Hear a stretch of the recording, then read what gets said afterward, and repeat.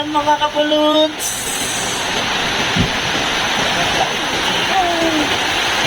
Ala! Hello, what's up mga kapuluts? So ayun nga guys, binahanan naman kami. Matik pag may baha, may basura. Sanay na kami dyan guys eh. Sobrang pa namang mahirap linisin yung mga basura na nakatambak sa amin. Kaya yung pwedeng pakinabangan namin yun, binibenta na lang namin. Ika nga ng iba, may pera sa basura. Malapit kasi kami sa ilog guys, kaya lagi kami binabaha. Normal na lang sa amin yun guys, yung palagi kami binabaha. Kakatapos lang rin kasi namin maglinis yan guys eh. Sakto guys kasi wala pa kaming almusan yan guys. Buti na lang may basurang kapitbahay namin, kung hindi wala kaming almusal. At ayun na nga, nagkaabutan na nga. Bali nakaisandan kami dyan guys. Kaya bibili na rin kami ng pang-almusal namin. Pang-almusal!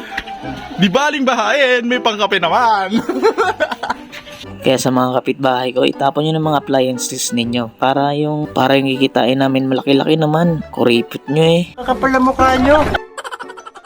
So ayun na nga guys, bumili na ako ng kape. Favorite ko talaga yun guys, yung kopi ko black. Baka naman. Nakakahiya kasi. No? So ayun guys, pupunta pala kami sa pinsan ko. Birthday kasi ng inaanak ko eh, kaya yun, nakikiburaut muna ang mga kapuluts.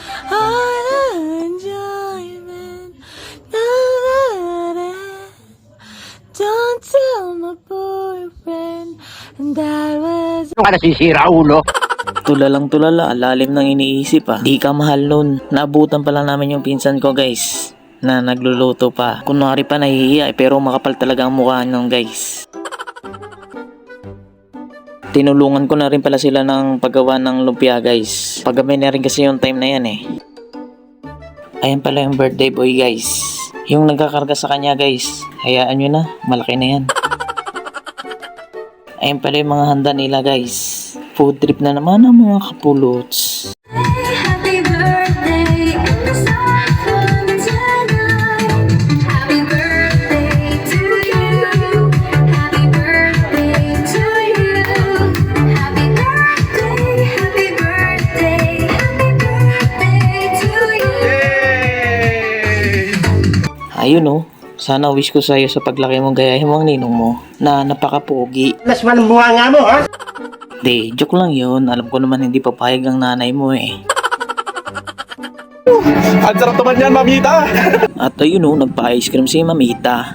Sobrang nabusog kami dyan guys at masaya rin. Kaya salamat sa pa-birthday. Sobrang nabusog kami at nag-enjoy. Hanggang dito na lang ang video guys. Nasayang ko na naman 3 minutes ng buhay ninyo.